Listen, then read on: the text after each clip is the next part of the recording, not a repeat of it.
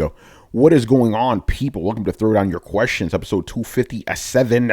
I'm your host, Tony Polanco, and tonight I'm joined by Emilio Lopez. What's up, people? How's it going? Chris Seeley. Hey, what's up, everyone? Carlos Romero.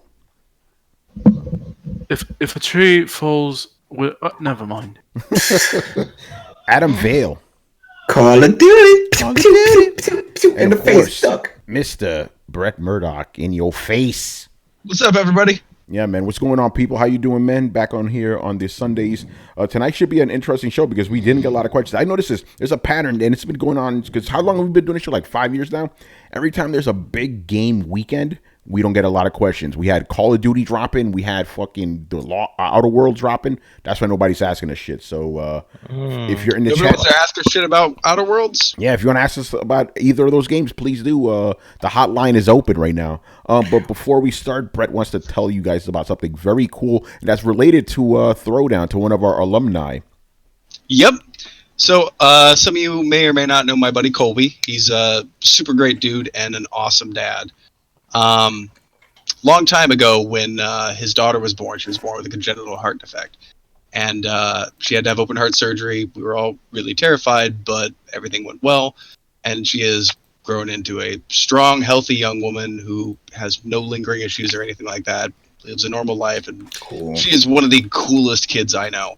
And because of that, this means a lot to Colby. So he is going to be hosting a 24-hour gaming marathon, and he is going to give the proceeds of this marathon to the local Kansas City University Pediatrics Department for research and care of similar issues with other people who wants to pay it along. So I wanted to give you guys the information, and I would recommend anybody who wants to pop in, check it out, watch him, throw some money towards a good cause. The website would be www.extra-life.org/participant/Colby.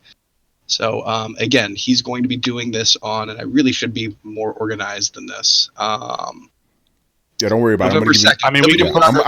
Yeah, we'll be posting all the information. Yeah, but I'm going to give you another chance to say it again in about an hour. And while I do that, I may actually throw a graphic on there or something. Just to, perfect. You know, Throw me the graphics. you know, so yeah, that's cool, man. And Colby, he's been on the show before. You know, we've done.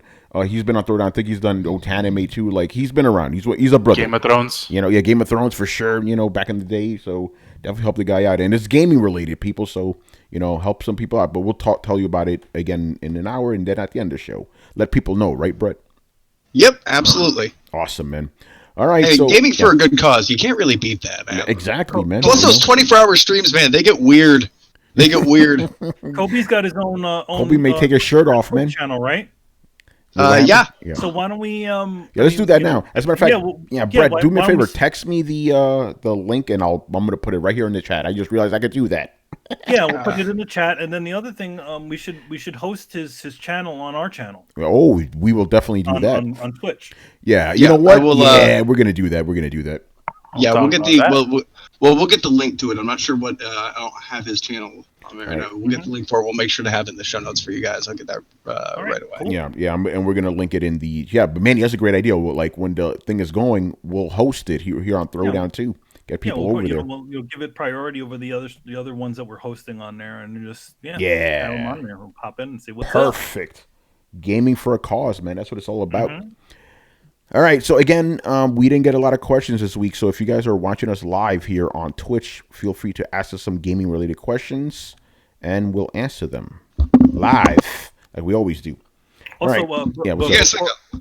Before we start, I had a little bit of a crazy adventure. Yeah, since we got to fill up time, go ahead. What happened with you, man? Just talk about it. So essentially, what happened before the show on Friday, I actually they were having a Death Stranding art contest, and I decided, hey, I'm working on something right now for Anime NYC, and let me just and enter it into the contest and see what happens. So on Friday, I actually got I got a private message from PlayStation saying, hey, you're going to be part of the Death Stranding art show in New York City, and all you need to do is just send your your high res artwork to this email and say I agree to to have my artwork part of this event. So I did that, and the email bounced back, and I kept doing it, and the email kept bouncing back. So apparently, so what I did was I actually contacted Chris and another buddy of mine who work in tech, and I'm like, hey guys, what is this? What does this mean? Like, it says that my email's not authorized, but apparently, from at least what Chris said, he thought it might be that it has like a whitelist sort of thing. So essentially, it blocks every song. It's a email a chain that once you email to it, it essentially goes out to a bunch of different parties.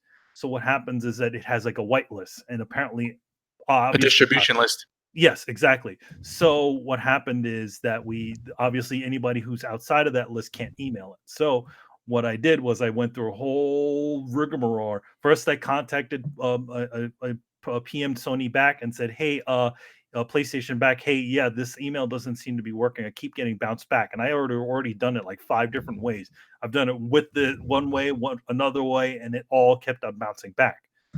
Nobody answered there. So then what I did after that is I went to Ask PlayStation.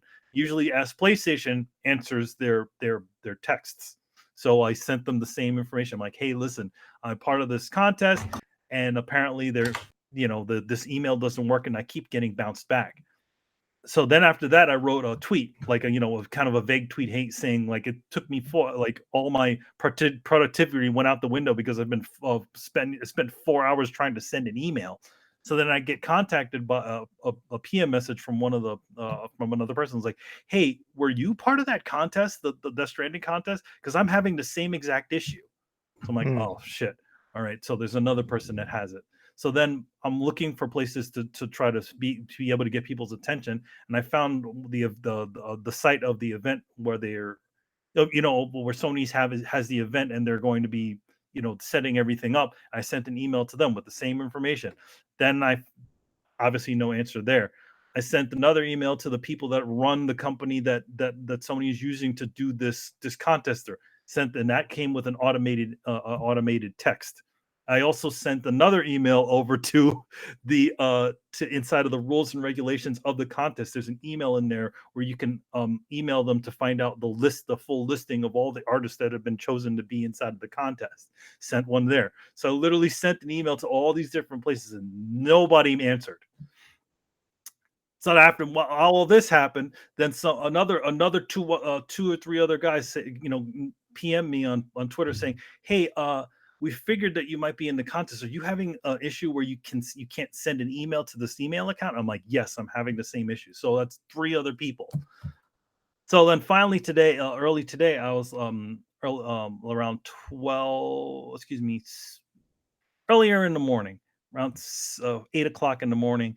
I decided because I kind of know the one of the producers at Kojima Productions, like kind of play Twitter tags sometimes on personal messages. Anyway, I said, "Hey, dude, I mean, I don't want to bug you with this sort of stuff, and I know you don't have control over this sort of stuff, like especially promotions in other countries, but this is what's happening." I sent them all the information, and he's like, "Well, I'll see what I can do."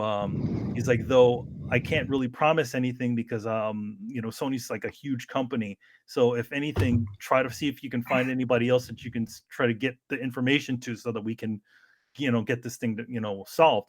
I'm like, "All right." So that's when I made the decision. I'm like, "All right." I didn't want to do this, but I literally went public with it and said, "Hey, listen, this is what's happening. Retweet it or whatever." And I put Sony and I put all the other guys in there, just like, "Hey, just retweet this thing so that we can at least get somebody's attention so they can at least try to fix it." So that thing had been up since 4 p.m. And then finally, I had gone to the city for dinner, and I came back, and I decided to mail the other guys. I'm like, "Hey guys, have you guys tried doing this as of late?" And then they're like, "No, not yet." And one guy's like, "Yeah, I think I did it, and I didn't get a bounce back." So I'm like, "Oh shit, I think we fixed it, or they fixed it." So yeah. But the big problem with all of this is the submission time frame is at 12 a.m. on the 28th, which is Tomorrow. just That's- tomorrow, early in the morning. So literally, literally, our show will run into that sort of time frame. So that means that they only fixed this thing in 3 hours. So people have only 3 hours, the 3 hour time frame when they were supposed to have a whole weekend to be able to send their final HD artwork in. So like right now, I'm still checking my emails to see if I got a bounce back or anything. And so far, it's been pretty good. And the other guys have confirmed it as well. I'm surprised you didn't talk to Adam about this stuff. I mean, emails and all that stuff. Adam's all about the emails. Always gets emails, man. Well, the thing is, like I sent you guys knew about it already too, because I was kind of posting it into our chat on one of our message chat, so you kind of could see what was going on there. But first I figured I'd ask Chris and yeah, what do you think? I don't know about email. I got email. Yeah, that's why. Yo, man, right now. Chris, I respect your email acumen, but nobody touches Adam when it comes to the emails, man. Shit, I got a shitload of emails over the weekend. Fucking yeah, I mean, right now, you got emails for all the magic. Is your I'll just zoom in so that way you can see. Look at that, 18,000. Is that like, man? It's ridiculous. Every publisher, every fucking person, everybody, for some reason, I'm on everyone's mailing list, and I get all kinds of shit. Well, I mean, like apparently on my email, I've run over the limit on Google. There you go. Start deleting. Well, I have multiple. I have some in Outlook. I use Outlook. Okay. Yeah. So there you go. So finally, it seems to be handled. I tried to put another tweet on there that said update to everybody who saw it. So hopefully, all those different places that I sent it. I told the other guys to send things to those things too. Hopefully, that got enough people's attention over there to kind of get themselves off their asses to go and get this thing fixed. The one problem the biggest issue with all of this is the fact that it was automated, right? So they sent this thing out, and it obviously was automated. It said, "Hey, congratulations!" And I told all the guys the exact time that that it was sent. And they all said, yeah, it was sent at 8 o'clock, blah, blah, blah, at the same time every single day. So it was a big mass email, personal message that this thing did. And then they just set it and forget it. Yeah. Well, what's stupid is when they email daemon, like the bot that sent you the email, should have whitelisted you as soon as it sent the email. It should have whitelisted all of you. Everyone who was in the contest who got an email should have automatically been added to whitelist, and they obviously didn't do that. But yeah, we didn't get any emails because they should have automatically did it and then just but whatever, they didn't leave the door open or whatever they didn't do, and they just left it like that. So like for 3 days it's been like that. So now everybody only has 3 hours to kind of get their stuff in. Crazy. Yeah. Crazy. All right, man, let's get into it. Again, if you guys want to ask us some questions tonight, leave them now. Otherwise, we're going to be done in about 30 minutes. 30 minutes? We only got 4 questions, bro. Does that mean we should just talk slow? Yeah, we should, yeah. Just get really long-winded? Yeah. Everybody's going to be like Brett tonight. take out our pipes and be like, so, when... Yeah, right? Do we have any By the Call way, of Duty I'm drinking tonight, so I may talk more than usual. Oh shit! You might. Well, you don't slow your words. I don't slow. You know me, man. Only if I'm talking Spanish. I'm gonna slow my shit. Well, Tony, what up? You and I got to talk about Outer Worlds. No, I'm not calling them out. Yeah, like we need to talk about Outer Worlds because we've discussed up until now like Outer Worlds and Bethesda as a larger topic. Like you and I got a conversation to have, and it'd be a good place to have it on here. Yeah, you know what? Since we probably need to fill up time, we'll do that back in the show, because I think it's a matter of what you're looking for in a Fallout game. I'm getting it, you may not. So I think that's where our differences stem from, but we'll save that for the end of the show. All right, so let's move on. First up, Mr. Matt Wheaton. We haven't heard from you in a while, brother. Mr. Wheaton. And both of his questions are Halloween related. By the way, people, Throwdown episode 258 is actually taking place on Halloween night, so that should be interesting. This is Halloween. Somebody's might get murdered on air. We don't know, man. Oh, shit. Well, I do have a plethora of masks, so there might be Emilio Kratos that shows up, or Yes, boy. boy. Well, All no, right, man. I don't Yeah. have a beard for it, so it's Yeah. gonna be old school Kratos. You know, the real one. The real the Kratos always real had a one, beard. shit. Though. I mean, he had a goatee. Damn. You know, he had a goatee. You know, yeah, that. All right, so he Yeah, the goes. little point- Yeah, he goes. Stop if you've answered this one before, but what would be your favorite games to play during Halloween and Christmas seasons? Okay, so we got 2 holidays in this one, and no, Okay. we have not been asked this question before. Exactly. So, what are your favorite games to play during Halloween and Christmas? Can we throw Thanksgiving in there too, just for the fuck of it? Yeah, we the could. trifecta. What do you- Yeah, the- okay, let's just say, what are your favorite games to play during the holidays? Call of Duty. Call Well, of I mean- Duty. Call of Duty. Not Gears. It usually doesn't come out during all the holidays. It's Call of Duties every year. You know, and last year just fucking whack. And it really hurt. It really hurt the holidays. For me, I really- yeah. Go ahead, Carlos. My bad. Go ahead. Just like for me, it's just whatever is coming out during that Yeah, time. there you go. That's my answer. That's my Yeah, answer. there's just- too. Yeah. I don't really save anything for that time. I don't. So yeah, Well, I don't think it means that they're saving it. It's just things that usually are expected during that time. Like I know a lot of people that are into sports. It's always FIFA and Madden. They can expect it. Yeah, They but pretty much this know is- another version's coming, and that's what you're going to be playing during the holidays. Well, this Yeah, is more but like, what Halloween movies do you watch around Halloween? Yeah, I don't those know are if movies, that, though, right? you know? He Yeah. didn't say anything spooky. He didn't say anything spooky. You know, I haven't Yeah. done that since the WPIX days. Remember Chris and the other New York guys? Like, Yeah. that's when I used to watch Halloween movies back when WPIX was running them every week. You know, but that's it. I don't really. Again, Halloween is Channel just. 11? Yeah, remember WPIX? They used to have like October. They would always show Halloween movies during October. Yeah, they show horror movies. Yeah, man, you know that. Oh yeah, all of them used to do it. But I don't, Halloween. I'm just, again, if you celebrate Halloween, that's cool. But for me, I'm not a kid, so it's not really for me. You know what I'm saying? You're a baby. Yeah, but Halloween is cool, especially when the women start dressing up like sluts. Slutty Whoa. versions of fucking characters. I'm sexy, Frankenstein's bride or whatever. But I don't care. I don't care about Halloween. And I don't really like. I'm going to play a Christmas game now. Although I did play Christmas nights back in the day. Yes, you did. So I guess that Nice. counts. Which see, was Barry, a demo of Nights. Yeah. See, Barry knows about WPIX movies, man. You know. So for me, just I've never specifically hey, when did Castlevania 2 come out, Adam? Oh, shit. Holy I'll look shit. that up right now, man. We got Yeah, look that Wikipedia up. these That's- days, son. When did that come? Because I remember we used to play that a lot. Yeah. yeah. Simon's Quest, right? Simon's Quest. 1990, man. No, 1990. not the year, but the Oh, 87, my the month. bad. No, not the year, but the month. Oh, actually, no, check it out. It came out December 1st, 1988. Oh, okay. So it's more like a Christmas game. It's more of Yeah. a Christmas game. Oh, I know. All I remember is being scared out of my mind on that game. Especially when it was like, the day is replaced by the cursed night. It's like, oh shit, everything's getting hard now.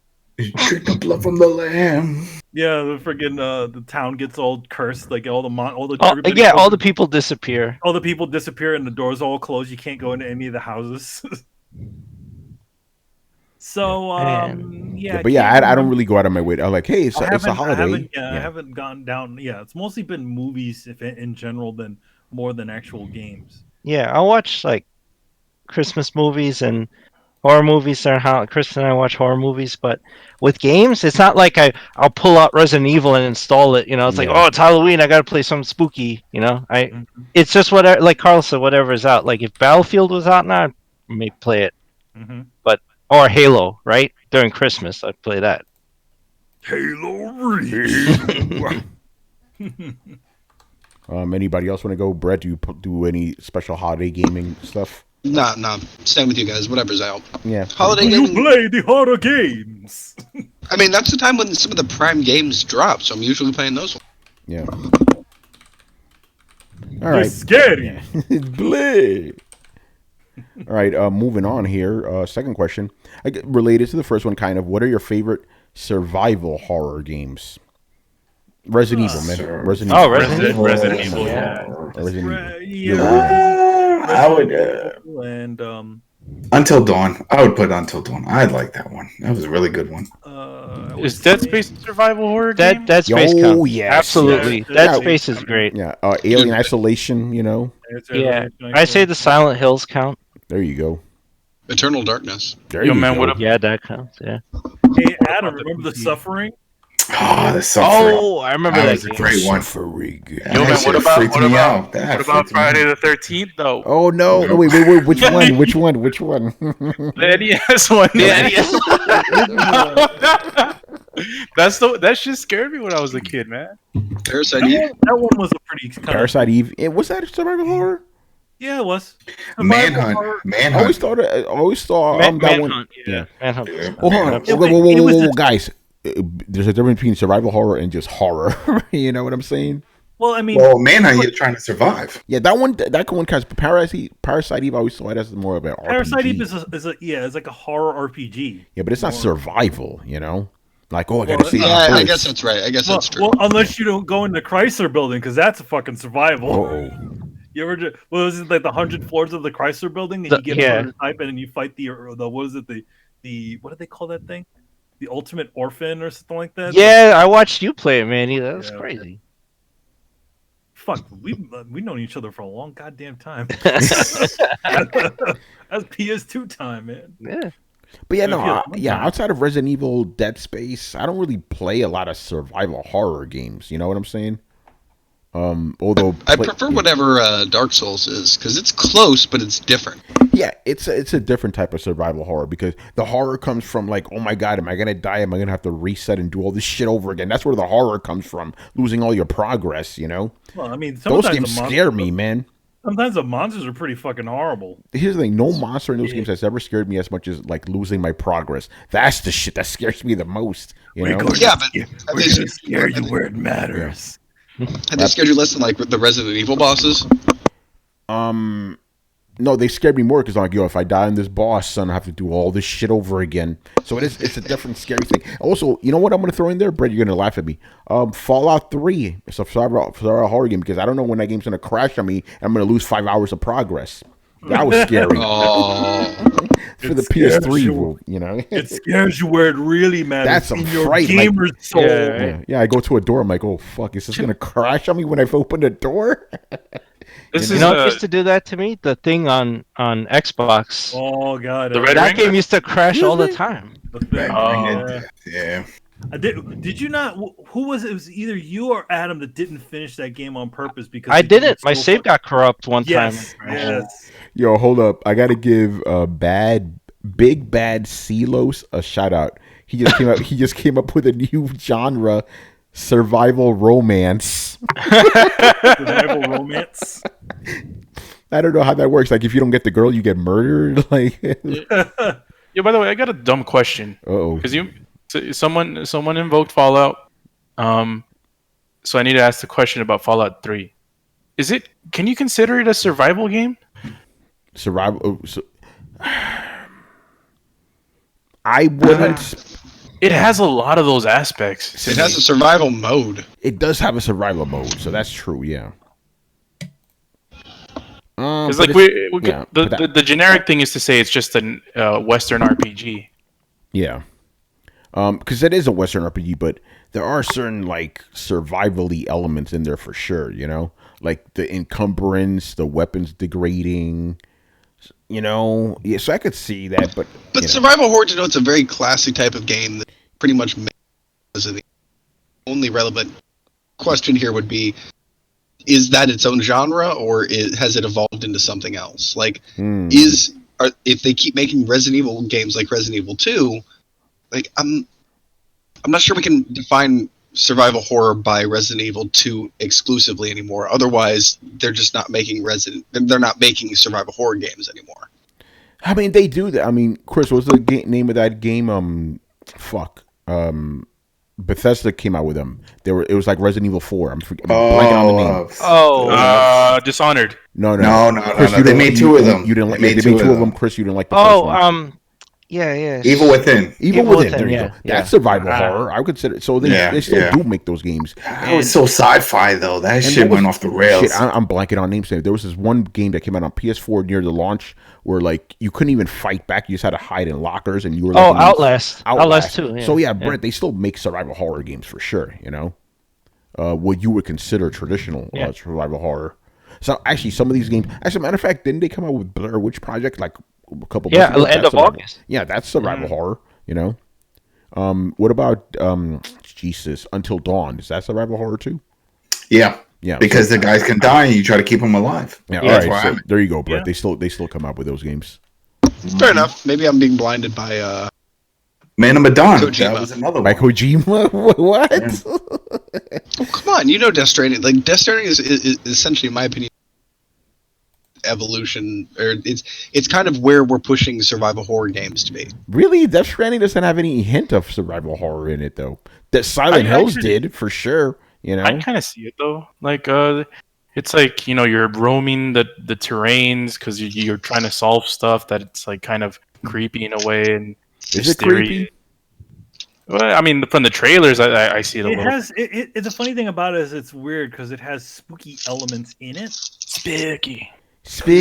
Maybe I'm missing something because I haven't seen anything scary about this game at all. Oh yeah, other than the monsters that you can't. Yeah, but they're just monsters, you know. Like you just shoot them and you're good and you're down, you know. Well, that's literally everything in any horror game. You just described Resident Evil. Yeah, but that's different. It's like saying like Godzilla's survival horror because it has monsters in it, you know. It's listed as horror. Is it Death Stranding? Yeah. Well, no. No. I'm talking Godzilla. Godzilla's horror. What? So, it's a monster. The first movie, maybe, but like Godzilla versus Mothra's a fucking horror. They're all considered horror. Yeah, that's bullshit. That's stupid. Yeah, it is. You find it in the horror section. There ain't no monster movie section, dude. Exactly. Monsters are considered monsters are considered scary, just like a werewolf and all that. That's so you're trying to tell me Godzilla Returns, the fucking baby movie, is a horror movie? If people die because of other monsters, nobody dies, and it's just Godzilla taking care of his baby for the whole movie. Or you could alternatively, you could stick that into the sci-fi section. See, there you go. That makes more sense to me. Yeah, that makes more sense. The first Godzilla movie, I could see that being horror. Is actually a horror film. Yes. Yeah, Godzilla versus Megalon. It's not a fucking horror movie, man. It's a horrible movie to fly around. Is that the one with Jet Jaguar and the come on, man. Or All Monsters Must Die. That's a horror movie. Come on, man. That's a cartoon. That's what that was. Thank you. That was a cartoon. Exactly. By the way, I want to give a shout out to the chat. They're giving us some good ones. Fear. If Brian was here, he would. Brian was all about Fear. Yeah. Fear, Fatal Frame. That's another one. GZDR. Clock Tower. GZDR, brother. You coming up with some good ones, man. Tower. What about the Red Rose or whatever it's called? Oh yeah, something like that. The Rose or something like that. It's called. I get Rule of Rose. Yeah, I guess Dino Crisis. Yeah, was Dino Crisis survival horror? I guess it was. Yeah, because it was Resident Evil with dinosaurs. Yeah, that's true. Yeah. That's true. Does Medieval count? I don't know if that does because isn't that like a goofy game? Yeah, the game is goofy as hell. Yeah, it's goofy. I don't count. I want to know. Did anybody in the chat play Resident Evil? Brett said that again. I have not.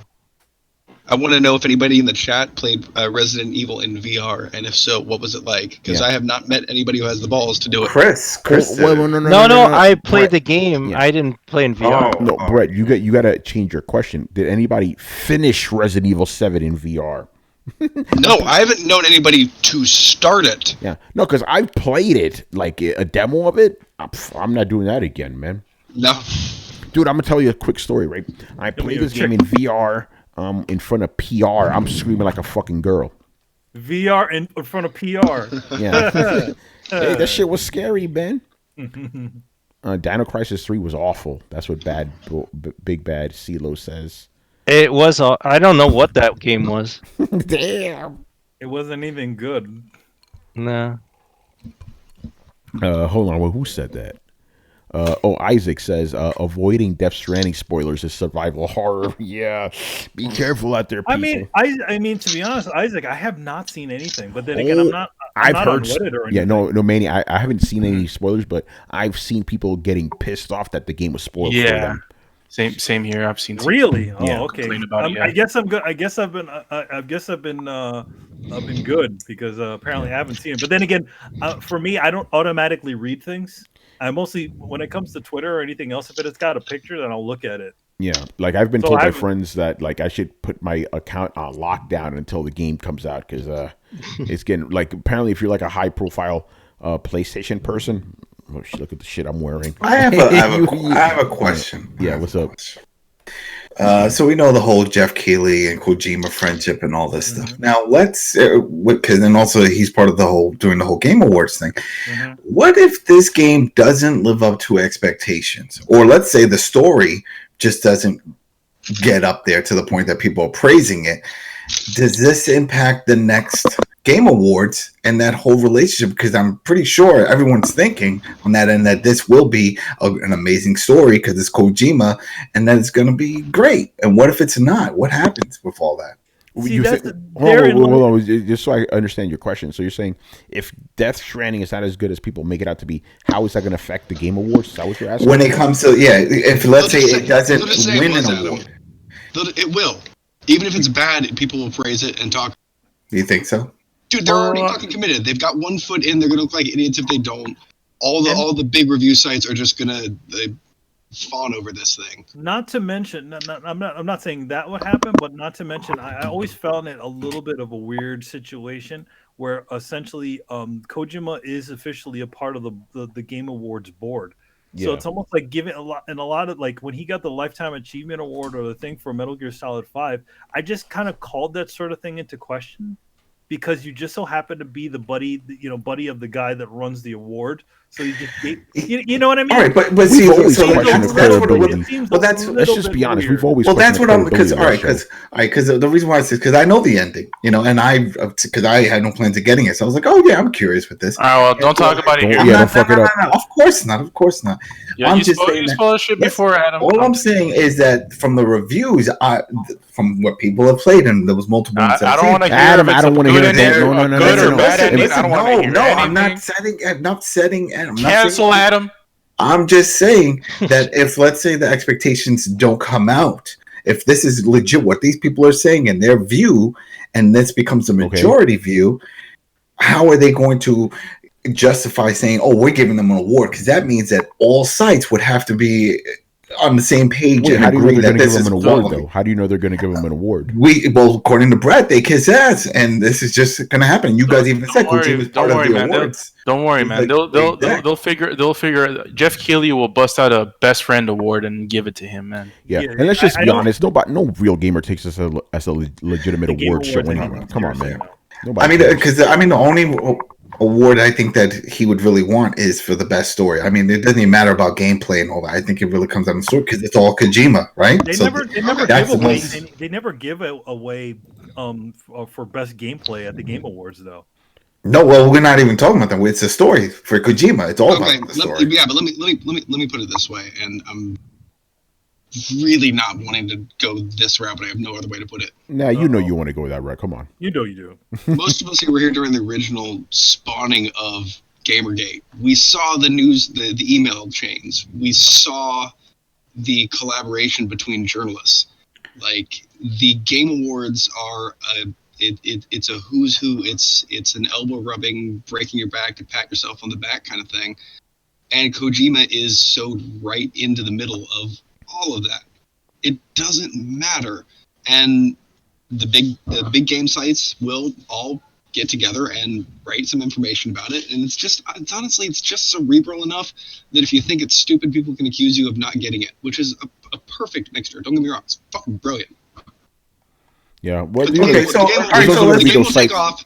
Yeah. So let's say, all right, but there's also going to be those sites that are going to like shit on the game because of some racial thing. You know, there's somebody's going to bring that up. What about you, Tony? When you do your review of this for Death Stranding?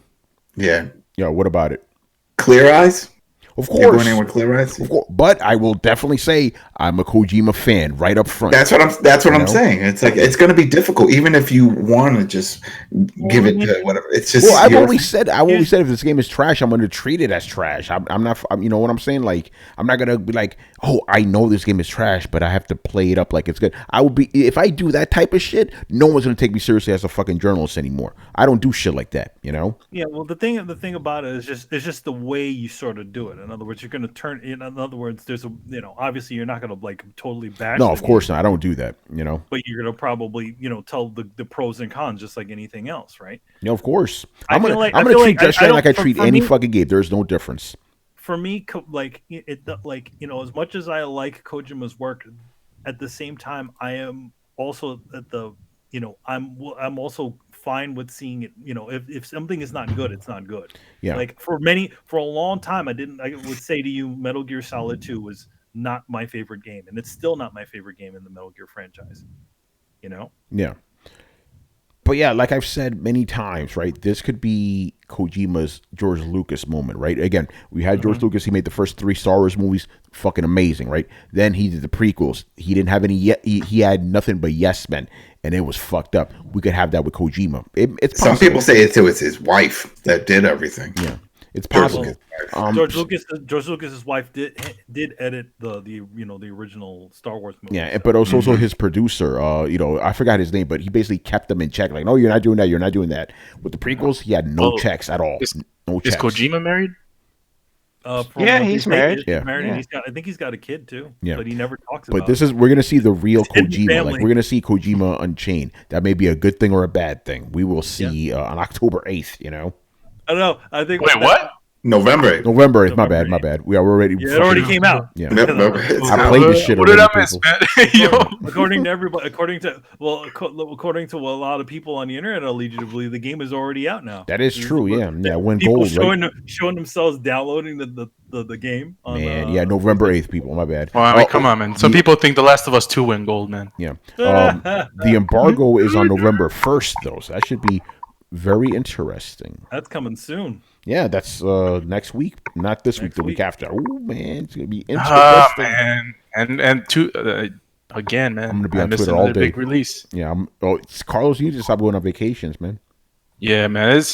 I'm gonna miss Death Stranding. Hopefully, I'm still motivated to play it because fucking Pokemon comes out like right before I leave. Do you really care about that? Well, he's gonna be playing now while he's away. Yeah, that's true. Pokemon. You have your Switch with you. Don't lie. Yeah, but like it's the only. Well, yeah, it's like the day or two before I leave, like I come back home when it comes out, so I might get that. All right, Adam, I'm officially making that question official, so there you go. Which question? Is it official? It's official. So officially official. All right. Me? Actually, this is funny because our next question is about Death Stranding. G Megaforce 123, man, he goes, if Kojima makes a lot of money from Death Stranding, could he buy the Metal Gear IP? Would Konami be willing to sell it if he offered enough money? Let me finish the question. It's not like Konami's doing anything with the IPs. It would really be Sony buying it, I think. I don't know if Kojima Productions would. No, he wouldn't have enough. But I don't think he would want it. No, here's the thing. Let's just be honest. I don't think Konami's going to sell that shit. They're not going to sell to They're them. not selling that. They're not selling it. Konami's not selling. That's their biggest IP. They're not selling that. They'll put it on pachinko machines, a coffee machine before they sell it to him. Yeah, they're not gonna. They're not. They would. Yeah, it would take somebody like a Sony or a Microsoft to do that, to be able to buy that, and that's if Konami is willing to sell it. I don't think they are. I don't think they are. I don't think they're going to sell. Yeah, nah. Unless they really want to alleviate themselves of a money making franchise. Because to be honest, even their I don't know how much Metal Gear Survive did, but I'm sure that made some pretty decent money for them, even if it didn't do that well. Yeah. I don't think there's anything more to say to this question, to be honest. Yeah. Yeah, I mean, does Kojima even want it back? That's what I'm saying. I don't think so. I don't think so. I think he was because I think he's been done with Metal Gears even before 5 came out. Well, during 4 he was like, "Yeah, this is my last one." He said that ever since 2. Let's just be honest. Well, 2 was supposed to be the original end. That was even written to be the end. But then then what happened was like obviously they were like, hey, we need another one, and he just tried to every single time money. what every single time what he tried to do is he tried to hand it off to somebody else on the team, and they couldn't do it. So he ended up having to step back in. Okay, this is how you do it. And then he walk away, and then he's like, okay, now you handle it. No, can't do it. All right, I got to come back and do this. So it was that each time. How's the line again? It's like, I try to leave, but they pull me back in. I try to get out, but they keep on pulling me back in. Pulling back in. It's funny. There's this funky theory that's like a YouTube guy had done pretty recently. Marky Mark? That essentially Marky said, Mark? What? I don't know why Marky Mark. It's a funky theory, man. Yeah, okay, there you go. They have this crazy theory that Silent Hills is actually the demo is actually a coded what do they call it? Essentially saying what happened to him at Konami, and they put all these parallels between a bunch of different things in line. So it was like a horror hallway for him. Yeah, that's what they were trying. They were trying. Essentially, there's a lot of metaphors in the game that could be read as that. In fact, that crazy number that you keep seeing all over the place, it's like 145. That whatever number that you keep on seeing associated with it, that's actually his birth date. Interesting. So it's like so somebody put this whole together, and it's like, hey, that does sound like pretty interesting, but yeah. But I don't think he wants to come back to. Yeah, I don't think so. I think he's done. To be honest, I was done at 4 for me. I was like, all right, this is a good end. We're good. Oh, then we came back for 2 more games. Yeah, right. It's like, oh, okay, I guess we're coming back now. They weren't bad games, but I was good at 4. Was Peace Walker after 4? Peace Walker was after 4. Yes. Peace Walker was awesome though. Peace Walker was awesome, and then essentially 5 is essentially grown up Peace Walker. Yes. But here's the funny thing. Just talking about Peace Walker. Peace Walker was actually a T for teen game, right? Yeah. In Metal Gear 5, a lot of really fucked up things happen to those T for teen game characters. Like the girl Paz gets freaking raped by that other kid. She gets a bomb put inside of her her nether regions, inside of her nether regions. The kid gets killed. Then the plane crash. All these horrible things happen to all these T for teen characters.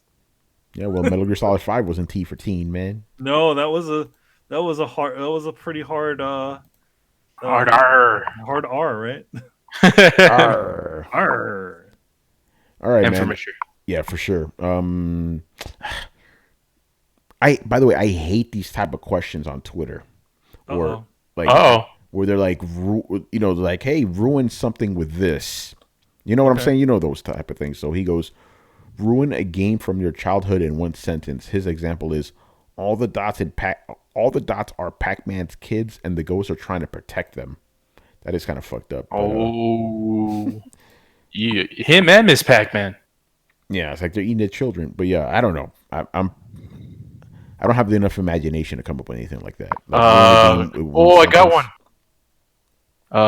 Gears 5 isn't the butt again. No. Yo, Adam, you good, man? Adam, what's up, bro? Yeah, no. It's just you might get a package in the mail. yeah. I guess something like along the lines like Super Mario is a mass mushroom murderer or something. I don't know. Oh, he's on shrooms and yeah. Oh, I got one. Super Mario is in Italian. He's Mexican. Oh, it's a me. It's a me. Look at my mustache. I'm Mexican. Oh man. Well, I mean, they got all the Italians playing the Mexicans on the spaghetti westerns. Yeah, so. that's true. Mario's a fucking undocumented worker. Oh shit! Oh, whoa! Wow. Yeah, I used the PC of verbiage of that. Yeah, I don't know. You guys have anything? Ruin a game with one sentence? Ruin a game with one sentence? Oh damn! Tony. Go ahead. Tony, I got one. Games are just as good playing them a year after they come out, or actually better. Better. Actually, I thought you were gonna say something like, Tony, The Last of Us is actually a crap game. Yeah. Well, I mean, yeah. By the way, that's not ruining a game. That's just ruining Glorious Wars Day with one sentence. Hey, yeah, Carlos, would you, in Brian's voice? Oh, you cut out, Brett. I said, in Brian's voice, would you fame the Witcher for? Oh, God, I need to think of something. You had to ruin The Witcher for him in one sentence. No Man's Sky played the initial version. Oh, man. Anybody else? The Witcher 3 was a bunch of grinding fuckfest. Oh, damn. There you go. Yeah, anybody else? Ruin a game, huh? Yeah, ruin a game in a sentence. It almost sounds too easy. Okay, so Brett, if it's easy, go for it. Do it. What do you want to work for? Okay, Contra, you're actually the Soviets. Zelda, they let you break the pots because they know you've killed before and will again. Oh shit. Oh, no Russian. The parents were actually fathered and mothered children that were murderers. Oh, Little Nemo. It was a stroke dream. Wait, that was a video game? Yeah, it was a Little Nemo game. All right, fair enough. I'm actually getting a few, but I can't say them on air. Yeah, I was thinking about one with Metroid, but I'm like, nah, I'm gonna hold off on this, dog. I better not say that. We'll not talk about that. All right, anybody else? Okay. All right, Brett. Let's talk about the Outer Worlds, man. The Outer Worlds. Yeah. Actually, before we go on, remember, guys, if you want to ask us any questions, please feel free to. We're here for like another hour if you want us. Anyway, Brett, Outer Worlds, go. All right, there's actually a few things I want to cover on this topic. Well, Tony, what he... Brett, you're cutting out, bro. Am I? Dude, I'm... Maybe your battery is low, or maybe there's interference. Or Discord's being stupid.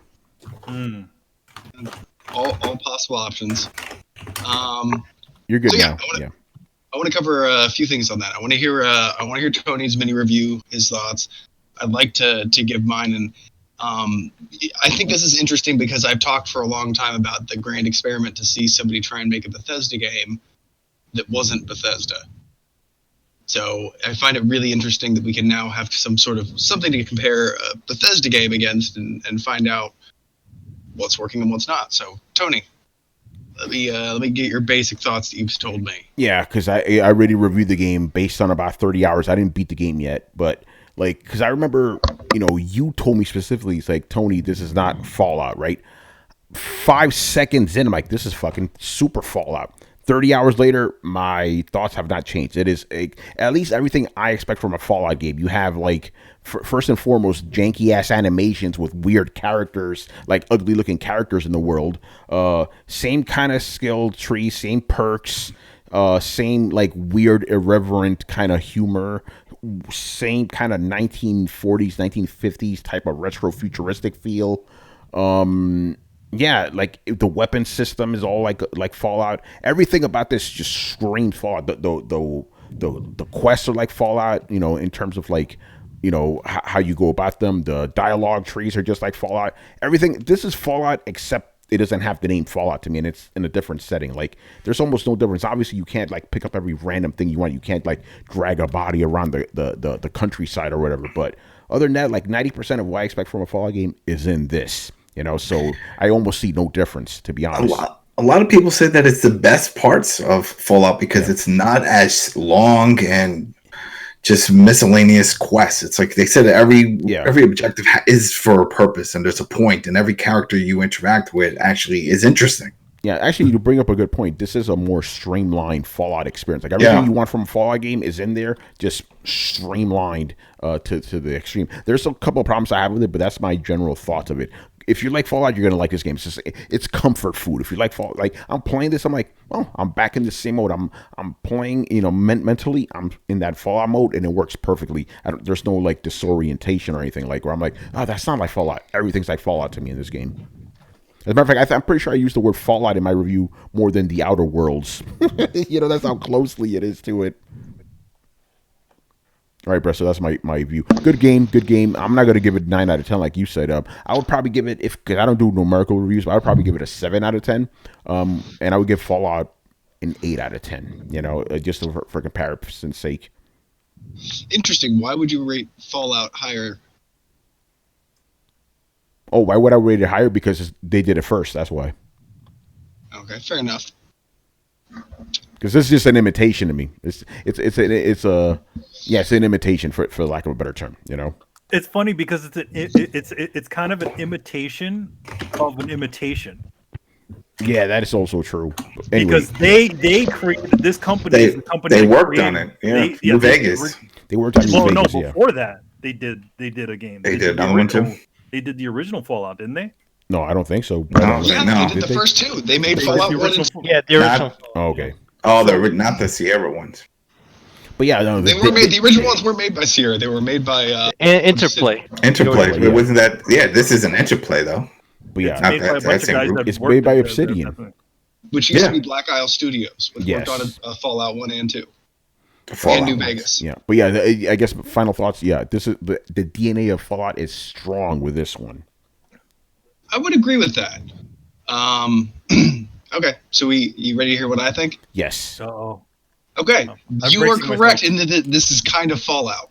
It is like the bagged cereal version of Fallout, though. Like, yes, it's everything you would expect when Frosted Flakes come in this bag. Flakes, sugar, it's all there. But it's not quite the same. Don't get me wrong, I love this game already. It is amazing, and it excels in a lot of ways that Fallout actually doesn't. In things like, weirdly enough, that other games have done. It almost has a BioWare-esque dialogue and companion tree, and like the story branches and revolves around things in a way that you kind of wanted Mass Effect 2 that, the first two did, in a way that the first two Mass Effects did. So that's really cool. And yeah, you have a lot of the same dialogue options repeated, kind of like you did in Fallout, but it's not 3 nice options and a Starkey option. It's 4 options to be an asshole and 1 option to be a nice guy. But it's all flavored completely differently. And so you can actually tailor conversations pretty organically. In fact, there are some times where you have, things just randomly pop up where you say something like, I think you owe me an apology. And they'll be like, I'm sorry. I actually shouldn't have said that. And like their disposition changes and you can continue the dialogue tree. It's pretty cool. However, where it changes is the sandbox playground aspect of it is pretty much erased. As these guys say, it's a streamlined experience. The quests aren't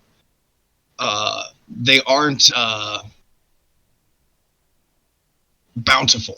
There are a lot of them, and most of them actually tie into some of the other ones that have consequences.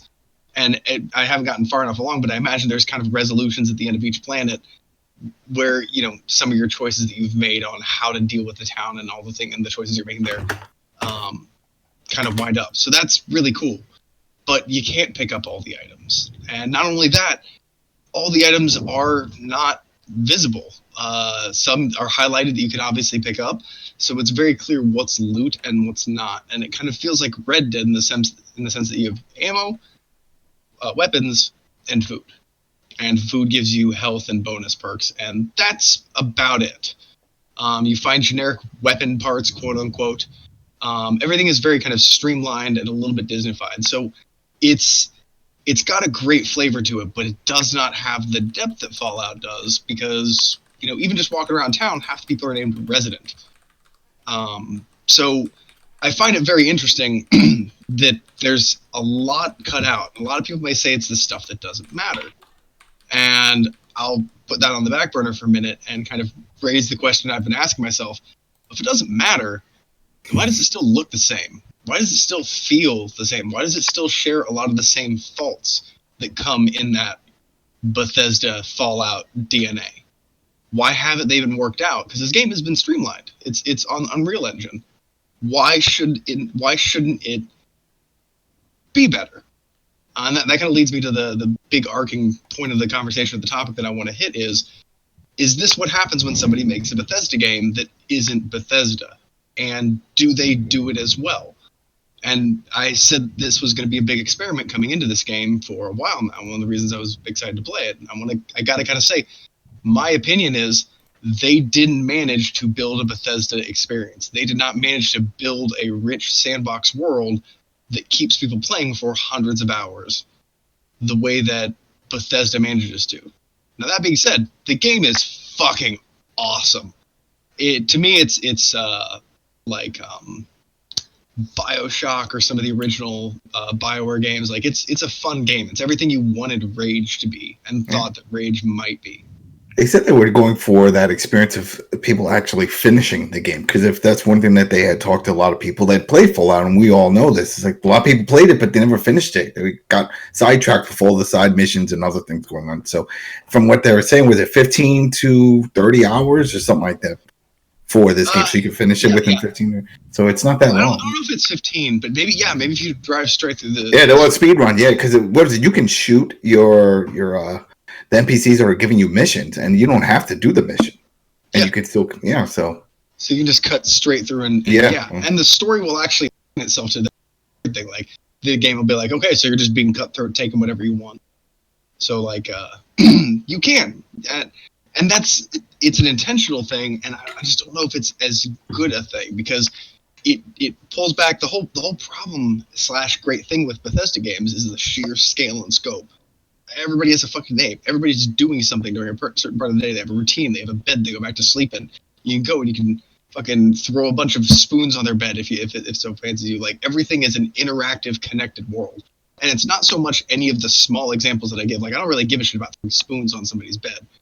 But the fact that the world is interactive and tailored to the extent where you can begin to play with these interactive systems, I think is the big draw of Bethesda games. But also the big reason that they are so fucking janky. Yeah. And I've admitted before that this isn't a big revelation ooh gosh moment. Like, I've admitted before, they're janky. But that's just kind of something that comes along with the territory. So, I gotta say, as much as I love this game, I wouldn't call it a Fallout experience. Fallout experience makes it sound like it's got that depth to it. It's a game that you can swim in for years if you want. It can be a fucking hobby. That's not what this game is. And the reason it's not that isn't anything other than the fact that it just doesn't have as much. So I'm not saying this game is bad, because that's like saying like this slice of cake is bad because it's not a whole cake. That would be the kind of logic. So what do you think? You think if it sells well, because the developers that said if it sells well, they will make another one. Do you think the sequel will be that big open world experience, or do you think they'll stick to this formula? I think they'll stick to this formula, and I think that belies something interesting, and I think that's it.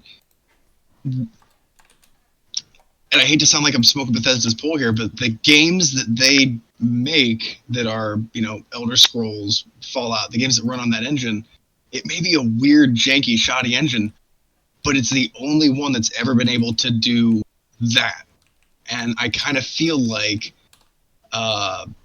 Obsidian backed down from that because they didn't have an answer to it. Nobody does. Not yet. I mean, do you think that they also probably yearned to do something a little bit smaller? Because, I mean, obviously the original, like, if you've played the original Fallout, it's a long game, but it's not nearly as long as the later ones. Obviously the ones that are made by Bethesda and everything. I don't think they set out to make a Fallout type game. Yeah, I think that's what I think it is. I think they obviously they have their DNA of things that they like to do. But I also think, I don't think they were officially going to try to make the answer to Fallout. Yeah, so the big answer to the experiment of can somebody make a Bethesda-style game, this doesn't answer it because they didn't really try. Mm-hmm. So the question still remains elusive.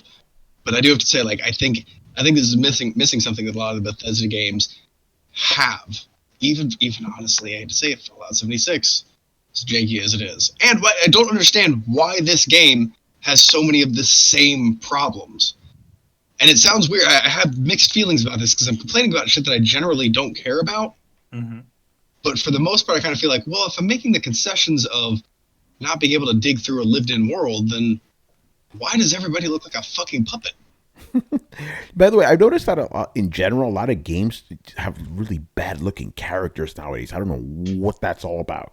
But your main character, it's funny because I was impressed that the main character doesn't look like a weird freak. Yeah. Brett, to quote you, I disagree with what you said. To me, like, to me, you know, again, just my opinion because of what I look for in a Fallout game.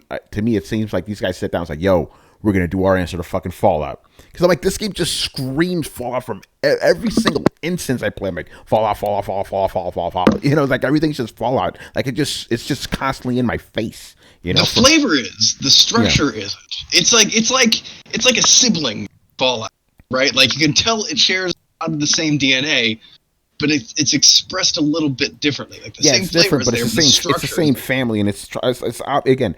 To me, it's obviously trying to be Fallout, just a more streamlined version. So I think, and the more streamlined version is the important thing, because I kind of agree with you there. We might be agreeing. Like I feel like this is Fallout if you blended it, say, with like BioShock. I can see that. If you blended it with a more mainstream game, the DNA, like the deep sandbox roots, don't come through as pure on this game, but you also get a more streamlined experience that's more accessible to the masses. You don't have to trudge through as much crap to get to it. Yeah, so for example, like when I play Fallout, I don't interact with anything that doesn't need to be interacted with. Like I'm like, hey, I'm gonna take a bunch of forks and put them on a fucking road and just make a my own like road. I don't do shit like that. I'm like, let me just go to my objective, do my thing. You know? No, I don't. See, that's the thing. I don't either, but it changes. So even the way textures pop in, like the game has a cartoonish kind of set piece-ish world, like where you almost feel like, when I use the word Disneyfication, I mean like it feels almost real, but it also feels like a stage set. Everything in that game kind of feels like a stage set, and that's not a bad thing because most games feel that way. But the thing where Fallout makes the difference is the environment half the time is not only telling you a story, but it's incredibly detailed. And because you can pick up and mess with anything, and the shit that you do need to pick up is kind of mixed in with the shit that you don't, you have this kind of situational awareness that creates for a more slow, prodding, kind of cerebral gameplay, right? Like you're not just running in there and mowing down a bunch of raiders, kicking ass and setting fire to the whole thing so you can ride off into the sunset. You're rolling in there and like trying to kill people, looking for where they keep their money, pick it up, you know, digging through the bodies, find the stuff you want so that you can go and take it back to town, so that you hit the main story in these big signpost moments, but you weave between them kind of doing your own thing and finding your own way. It's a very loose, kind of organic way for a game to play through. And sometimes that leads you off the rails and you get stuck. You know, the less you're on rails, the more chance you have to get bogged down. But again, it's vanilla versus chocolate, though. Like, it's not a bad thing that this game didn't do that. It definitely still scratches a lot of that Fallout itch, but it's not. This game is not going to have legs like Skyrim. And the reason Skyrim had legs the way that it did isn't just because it was released on every system, but was because it was pretty much a hobby in and of itself. The main storyline is not that fucking long in any Bethesda game. 35 hours, maybe? Yeah. You can burn straight through that shit. But there are so many options. It's not like a theme park. This game is built like a theme park, where there are the obvious attractions that you go to the next space. And that's great if you have, you know, if you want to get the experience, if you want it to be streamlined, if you want to get through to your next game. But it's not that I'm gonna live in this world. I think that's a big reason why Skyrim and Fallout have such a cult following. Do you think that also the reason why the direction of this game is made the way it is because Obsidian probably doesn't nearly have the size of a team as, let's say, Bethesda does? Yeah, that's a good point. I think that's exactly what's going on. What all signs to me are pointing to, kind of not concrete proof, but substantial evidence that as janky and broken and stupid as Fallout's or Bethesda's engine seems to be, it's that way because it's incredibly complicated. I've watched so many games attempt to do anything similar, and fail or get close and veer away at the last second. I don't think Bethesda has a secret sauce, but I think that the type of game that they're making is incredibly hard. And incredibly hard to do, incredibly hard to maintain, incredibly balance, and incredibly hard. And that's why we get those classic Bethesda glitches, is because it's not because it's a team full of idiot developers, but maybe it's a team full of people who are just working on a near impossible product. This game has changed my perception of Bethesda, because I was honestly getting a little pissy at them for a lot of the same reasons everybody else has. You know, I'm still a big fan, but some of these things piss me off. Well, I mean, to be honest, they still are using the same engine. No, they're using Unreal 2. Yeah, Unreal 4. Oh, no. Unreal 4. No, these guys, Obsidian is using Unreal 4. Yeah. But Bethesda's still using... Yeah, janky shit. Whatever. Crazy engine. Yeah. Yeah, it's janky, but like, and that's where my perception changed. And in other words, I hear it's actually pretty horrible. It's kind of hard to develop for and stuff like that. And I think the biggest issue of it is just it's because it's antiquated tech. And it's antiquated tech, but it's also apparently the more advanced engines, because it's the only thing that can do this. To me, it feels like... Is it the only thing that can do it? I've never seen a game be able to do what... apparently nothing has actually tried, and I don't know why. I mean, to be honest, maybe it's just the fact that because there is so much that needs to be created for. I mean, I've heard The Witcher gets pretty damn close. Not to the fact where you're moving everything, though. No, well, but as far as the Bethesda engine, right there, yeah. If I remember, and this is old information, so like back in, I want to say, after Elder Scrolls 3, I want to say Elder Scrolls 4-ish, they were talking about, maybe it was Elder Scrolls 3, the way that the system is developed is it's actually developed as a working world, where each character in the world is given their own profile, their own inventory, and they're programmed to go through a series of tasks that designate their daily life cycle. But they're also designated. Yeah, but they're also designated to interact with each other should they run into each other. So they kind of have this adaptive thing where they go throughout the day and they'll run into each other while one's buying flowers and the other one's market, and they'll have a small conversation. And that's not something that's pre-written or anything into there. That's what happens when they're going through their routine and they collide. And so you overlap this, 100 fucking times to get a small town of people, and every time you bump or change somebody's direction, it causes this butterfly effect where things kind of ripple and everything changes. And it's not a big thing, and there's no real consequence to it. It just makes the world feel more lived in. And it's a really weird way to design things too, because you've just designed a bunch of interactive systems and then let them play together. And in theory, everything should work. But of course, that's where those glitches come from, is when those systems don't play nice with each other. And I think they've just taken that idea and built on it. It's such a backwards, weird way to build a system, but you end up with this super lived-in world where nobody's following a routine, where nobody is, just standing in front of a house waiting for an adventurer to come. They actually go and chop wood and cook dinner and, go sell their stuff at the market and then come back. And when you bust in as an adventurer, you're interrupting their fucking lives. It's just a weird way to develop an engine. So maybe Bethesda will be the only people that ever make this type of game. And that's what's weird, because this sounds like I'm like, I feel like this should be a thing. I'm thinking of this now, but I've wanted other people to copy this since Elder Scrolls 3. I've been waiting for this shit to happen for at least a decade. So now I'm starting to ask the question, is anybody ever going to develop an immersive system that's based off of an actual living world? Or are we just going to get more intricate set pieces? Yo, man, wait for Cyberpunk. Yeah, right.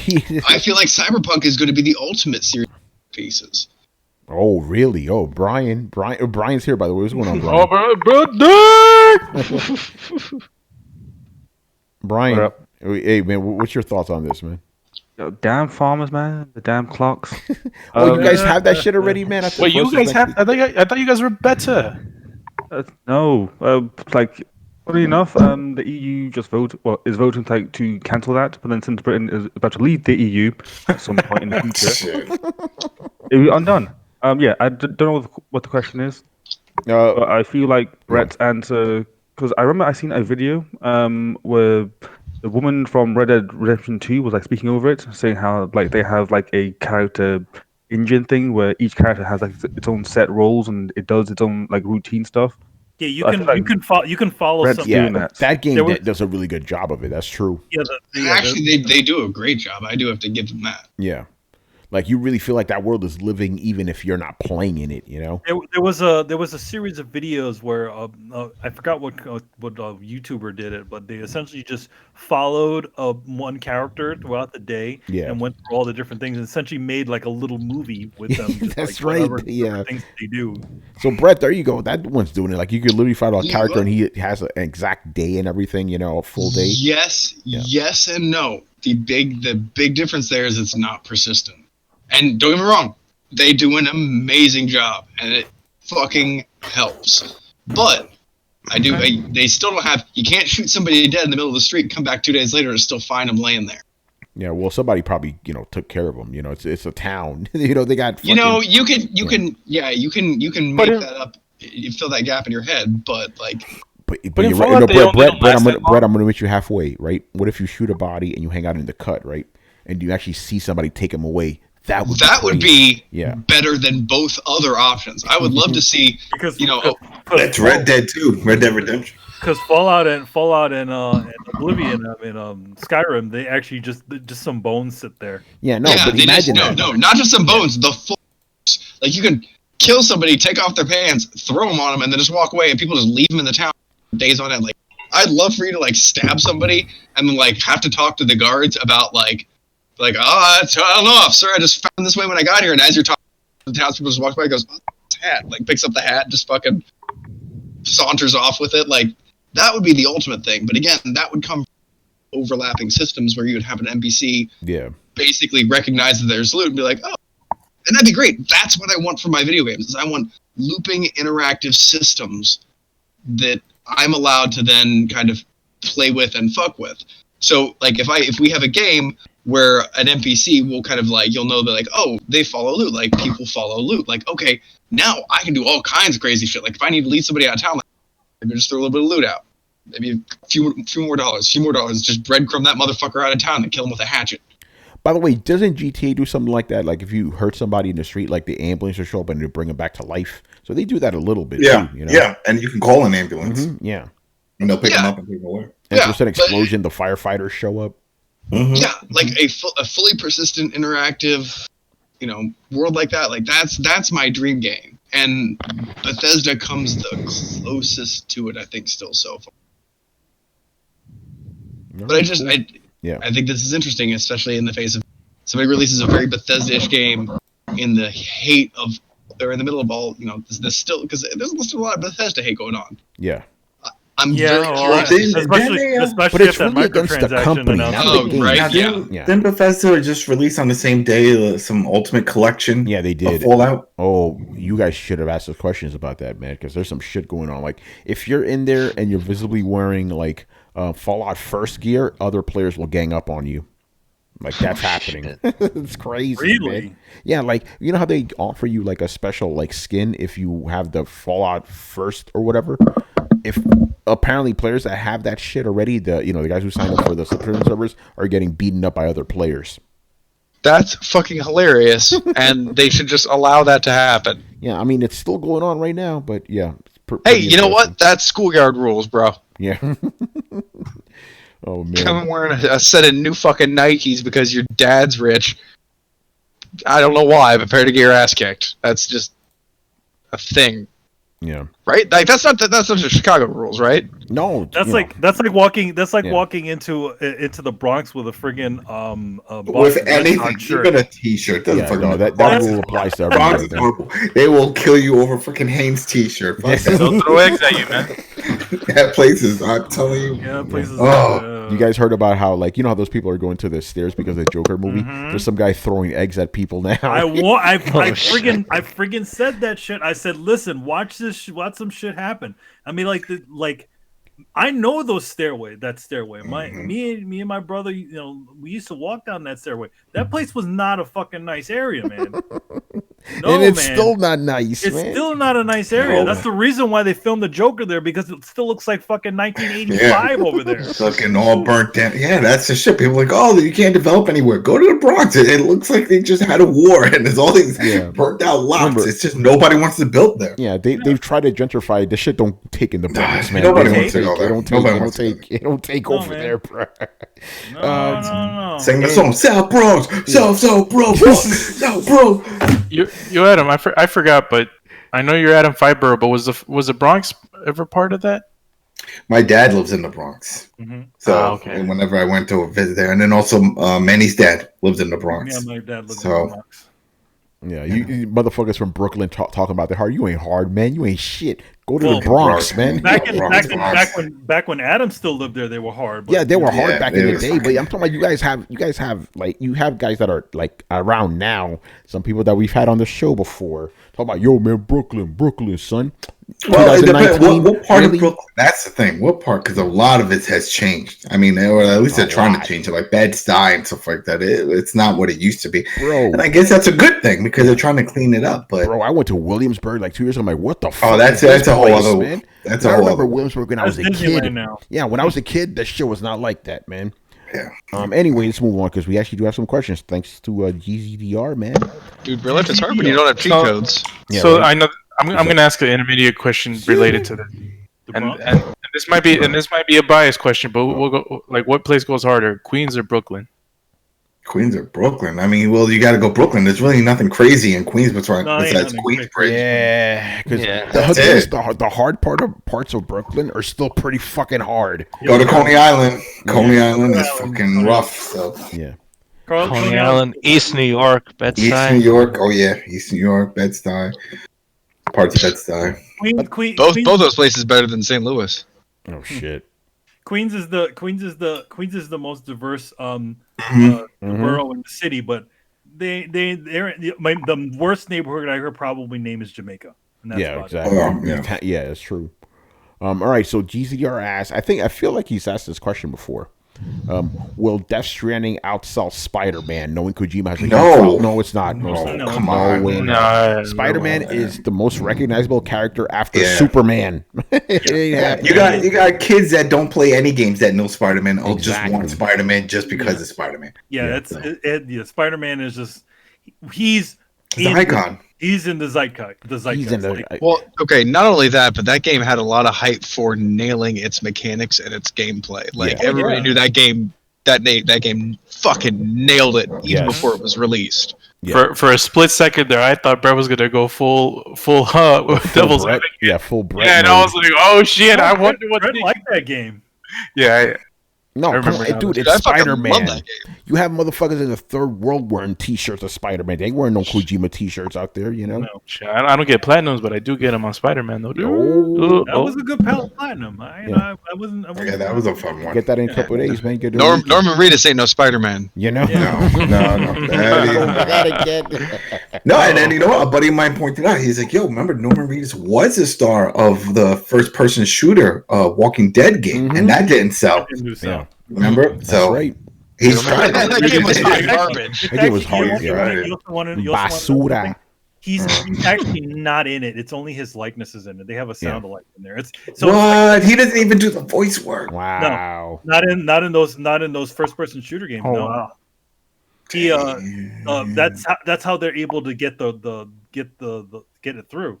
So like it's because there's a little inside work on this stuff. Excuse me? So as an actor, as an actual actor on television and stuff like that, you have to actually whenever there's two types of rights. There's the likeness rights and there's also just the voice rights, right? And usually, most of the time, whenever an actor does licensing and stuff like that, they action figures, they're just selling off the likeness rights. To have both of them together makes the actor to have the actor in a game or anything else more expensive.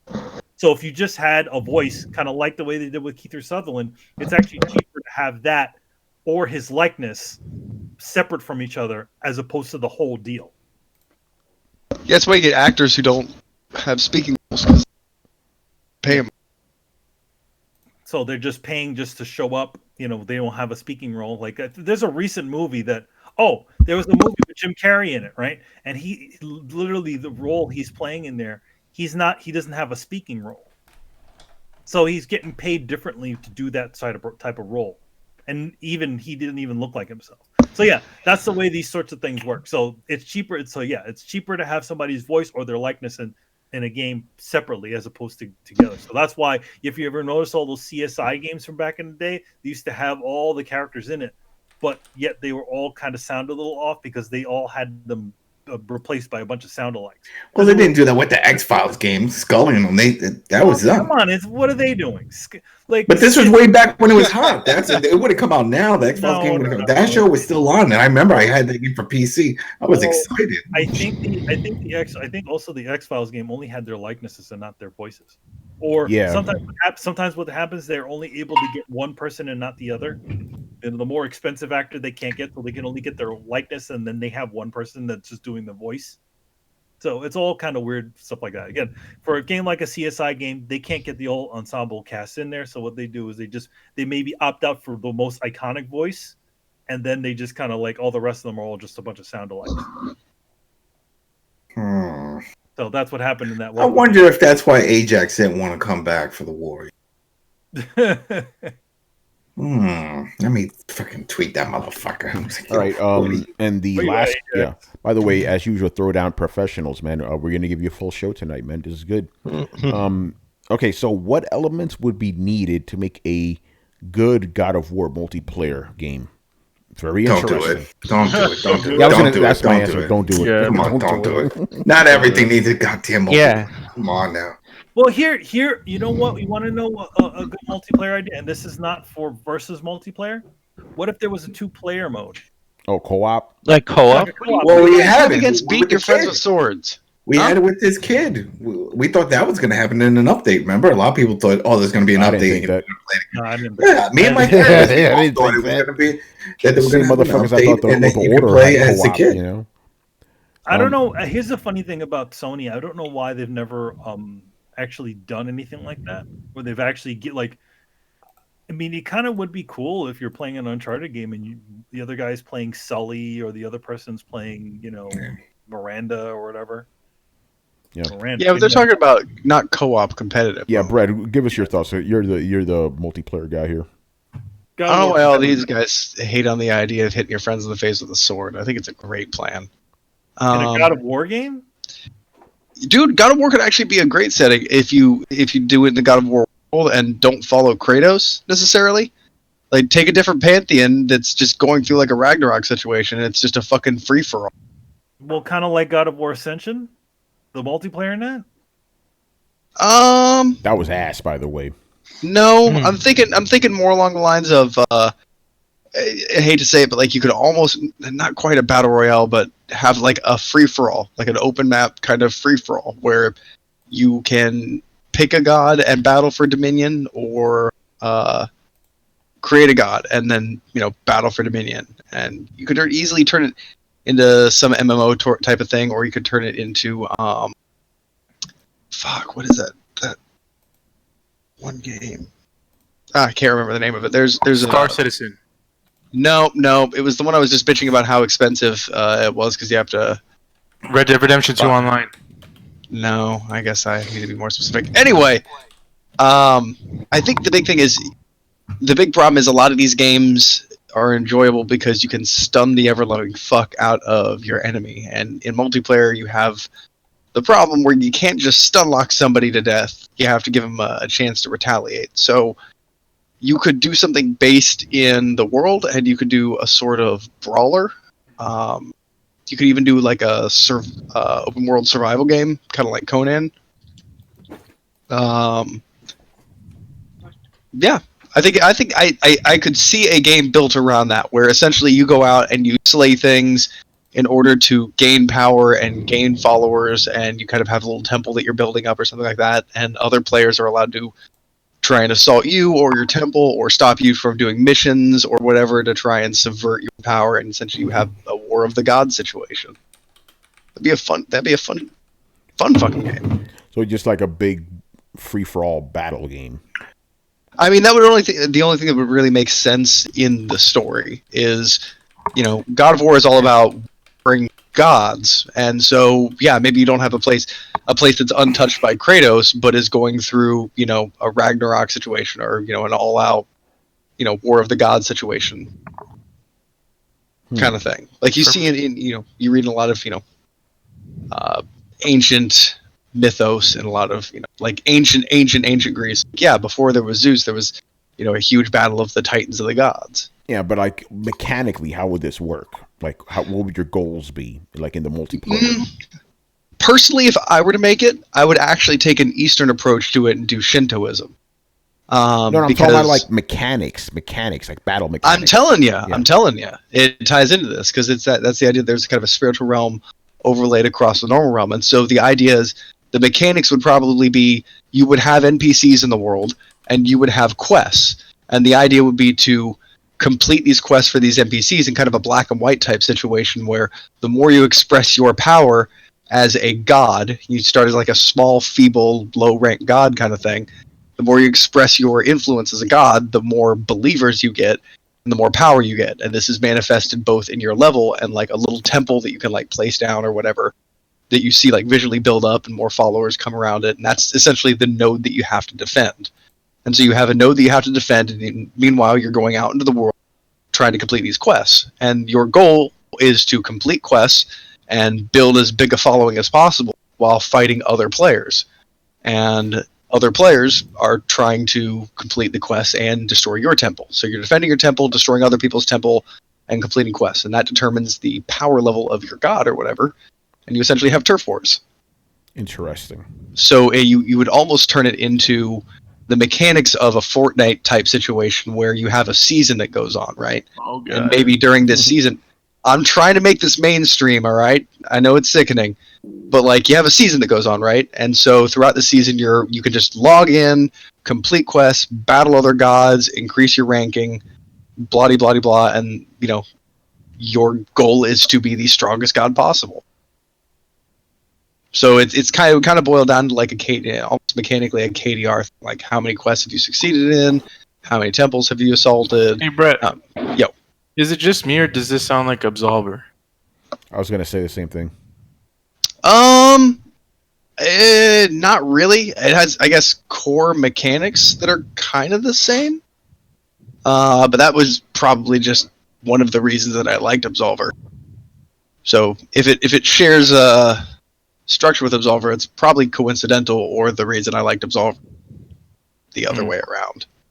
That's fair. I don't know. For me, it's like multiplayer games. Like I don't know. Like for me, I just don't. I wouldn't lobby for any good, like great single player games to get a multiplayer unless they have a vision for what a multiplayer should be. See, I just want them. I want them intertwined, and that's one of the reasons I wanted Fallout 76 to work so well, or I wanted Sea of Thieves to work so well. Like, I want a game that I can play my open world experience in, but then have other players adding to the richness of that world. Like, yeah, somebody may go all Trevor on me in my multiplayer world, but there are bandits out in the wilderness. Like, if there's supposed to be an area that I'm nervous, like, a no man's land, I'm supposed to be really cautious and nervous and scared about as a player to cross, have there be fucking other psychopath players there. Have that just be, an area where you're allowed to just spawn into other players, like, a la Dark Souls kind of thing, and just fuck up other people. Because the only time I'm ever nervous is when I have to fight another goddamn player. Even in Dark Souls, like, you give me the biggest boss, like, it's not as scary. Like, your heart doesn't start pounding the way it does when an invader comes. And it's not because they're more difficult, it's because there's this you don't know what they're going to do. So I would personally love to have the multiplayer incorporated in the single player, and not all of it necessarily be PvP. Like some PvP, some co-op. Maybe you're riding a train from point A to point B, and somebody else is trying to hijack it. I kind of liked how GTA did that sometimes. Sometimes it was super annoying, but so I think the idea of sewing a multiplayer experience into kind of something that can be almost played single player is my ideal thing, which is one of the reasons I love GTA Online so much. Before they just fucking ruined it. Yeah, they're still in the NPDs, man. It is, but y'all know it's not the same. You can't pretend it's the same. Don't tell me you don't wish for those original days of GTA Online. Not to derail the show, but aside from all the add-ons, what's changed? Because it's still the same shit to me. Dude, back when we first started, I had people, pulling up to me, strangers having me get in the car so we could roll around and rob liquor stores and steal helicopters. Like, people were still enjoying the game. They hadn't quite turned rabid on each other yet. So there was that. Like, now everybody's a complete troll. It's gotten I've only ever way known it worse. as trolly. Like, as soon as I go in there, motherfuckers start ripping on you. Brett, let me been like that. Let me throw you down to reality, because every time I hear you talk about these things, like I think this is, I'm not gonna brine him. Every time I hear him talking about these things, I always hear like an idealized version of what multiplayer games should be. Yeah, the first few weeks. But for me, whenever I play these games, it's always the fucking trolls. It's always the fucking. Do you play at the very, very beginning? Yeah, I played it day one. Yeah, so did I, and I was getting fucking ripped apart by random motherfuckers. You know? I was getting ripped apart, but I was also getting joined by random. Yeah, no, that didn't happen. Easy 50-50. Dark Crystal back me up. Dark Souls is a prime example. When for the first few weeks when it comes out, it's all about camaraderie. It's all about praise the sun, motherfucker. Oh, yeah, but we're talking about GTA right now, man. GTA is a fucking wild west, man. And Dark Souls gives you that option, like you can invade all day, right? You could just ruin somebody's game and do that. There's plenty of people that did that. There's plenty of people co-op. You pick up signs, but Dark Souls kind of lent itself to that. GTA lends itself to just maniacs. Yes. I have a theory about this. When there's still new and fresh content, players will play it, and they'll band together to play it. When they've run through that content and acquired those rewards and gotten super badass, that's when they turn on each other, and essentially it becomes a murder fest. Don't you remember when we played Red Dead 2? We jumped on when it launched, and then people just going like a prison just broke out. I blame GTA for that. Yeah. I blame GTA for that 100%. That trained motherfuckers. Yeah, but I was gonna say, like, I played GTA 4 online on day one and GTA 5 when it finally launched. And it was the same shit. Motherfuckers just running around killing each other. That's it. I remember. Really, you didn't have any random fun encounters? No, like where you never. Just up with people? I learned very quickly. If somebody comes up to you, you shoot them first because they will kill you. Yeah. If you don't team up with your buddies, and forget about it. Yeah, only with your friends. Yeah. But even if you're playing with Brian, you can't trust that dude. Damn, Brian. That dude will derail you off the track and shit. Yeah, sorry, Brett. I've never had that experience. Go ahead, Brian. I think what Brett's trying to say is that if you play long enough, you will find that room where people aren't assholes. Because again, I am on Brett's side on this. Like, there are rooms where people are just not assholes like that. Yes, there are lots of rooms where there are plenty of assholes, but eventually you come across one where it's like, hey, this room's full of okay people that don't lick windows for a living. But again, it's not like I played GTA 5 for 30 minutes. If you look at my time, I logged in over 100 hours, and like maybe one time there was this was on. I don't know, man. All I'm gonna say is if you keep smelling shit, maybe you should check your shoe. When I wanted to do missions, I would select the mission, and then I'd create a lobby, and then people they jump in obviously because they want to complete that mission, and then we go and we do the drive-by. Yeah. I mean, Tony just said he quickly learned if somebody approaches you, you shoot them before they shoot you. That's free roaming. Which means Tony's response, which means Tony's response to everybody within a 50-meter radius of him in free roam is shoot them in the face. Yeah. And he wonders why people are aggressive to him. But Brett, you don't understand. Why did I start reacting that way? Because everybody kept fucking shooting me, even though I was trying to be nice. So I'm like, okay, if that's the way this thing's going to grow, I'm just going to fucking kill you guys. Absolutely. Brett, like, the reason I drive certain vehicles, like the Night Shark or whatever, is because every motherfucker has an oppressor and shoots missiles at you as soon as they see you. Oh, and that's what I'm saying. Now it's terrible. The economy has gone to shit. But everybody is overpowered. There's no. I'm telling you, that wasn't my experience. What do you tell me? I experienced it myself, man. I can't. Not only that. I just said that was my experience. Okay, well, my experience is I was always getting fucked up. So I'm like, you know what? I'm going to be the asshole now. And not only that, but there always happens when you fucking get on GTA Online and free roam. there's always those fucking 13-year-old kids yelling. Oh no, there are. My point was, at the beginning of most multiplayer games, you have a grace period of a few weeks where people are more engaged in the content, and the community tends to be a little bit nicer. It definitely has a downturn towards more, I don't want to say toxic, aggressive, a month or so, just after enough time where people had enough time to hit end game and then roll back, is when shit starts getting dangerous. I think, Brett, I would agree with you if this was maybe the mid 2000s, maybe early Am I just old? 2000s. Yes, you are old. But in the 2010s, son, on my PC. Yeah, dude, okay, so is this really a kids these days kind of thing? Yeah, is that what it is? Brett, I'm just gonna break it down. The reason I don't like most multiplayer games is because when I jump in there, motherfuckers, regardless of what the mission is, they're always trying to kill you, no matter what. Even if they're on your team, they're trying to kill you every time. And regardless of what race you are, they call you the N-word. Yeah, of course, yeah. I've been called. I did not like being called that, by the way. Very hurtful. And Brett, I've tried to do co-op missions with randos, and it's impossible. Yeah. Like, somebody will just decide, fuck this, and screw you over. Like the bank heist. This is true. Most of them are fails, and I think maybe you guys hit go when you say Brian hit go when he said if you do it enough, because I take that Dark Souls mentality in there. I will fail a mission 5 times to get it right once and enjoy myself, because I really don't mind when it fails. Playing a game is playing a game. There are certain points, as weird as this sounds, I would rather play for 30 minutes and then fail a mission, because then I get another 30 minutes to play it and actually succeed. If I'm fun both times, guess who's winning? This guy. I think I would have ended the show on that. That was beautiful. Yeah, that was pretty good. Who's winning? This guy.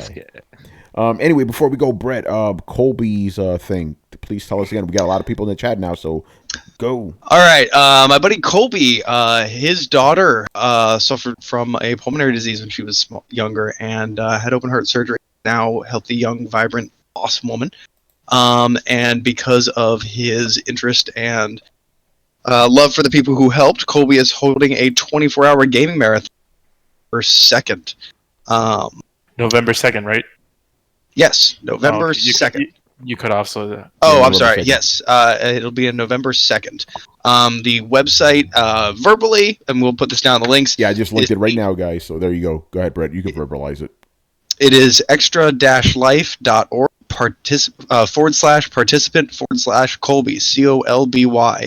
He, again, will be doing this on November 2nd. Please tune in, check it out. These things tend to get weird and fun. And he's doing it for donations to, the KU Pediatrics Department. So it's for a good cause. This is not a life-threatening illness. This is somebody who is in need of this is just gaming for a good cause, from somebody who's appreciative to try and help other people and pay it forward. So it's just a good cause, people. Tune in, check it out, donate if you have the cash. We really appreciate it. There you go. And there you go, guys. The link's right there. If you guys are just watching afterwards, the link popped up there. So, yeah, click on it, go over there and help out, man. It's for a good cause, man. Gaming. Yep. Good stuff. Gaming for babies. Gaming for babies. There you go, man. Yeah, we're done here, people. So thank you for watching and listening. Leave us your questions in the Throwdown Discord server. We'll answer them on next week's show. Subscribe to Throwdown on SoundCloud, iTunes, and YouTube. Follow us on Twitch, Twitter, and Facebook at Throwdown Show. Links are located in the description below. Once again, I was your host, Tony Polanco. And tonight I was joined by Emilio Lopez. See you later, guys. Chris Seeley. Hey, take care, everyone. Carlos Romero. God damn it, Brian. You screwed me over this time. Peace. Brett Murdoch. It has, in fact, been real, people. Yes. Adam Vale. Call of Duty. Pew, pew. And Brian Manjoma. This better be witty. Nope. Next time. It's the damn farmers. Fuck the farmers, man. Oh, shit. All right, people. Later. We'll see you on Thursday. Halloween, man. It's going to be crazy. Later. This is Halloween. This is Halloween. Halloween. Happy birthday, Halloween.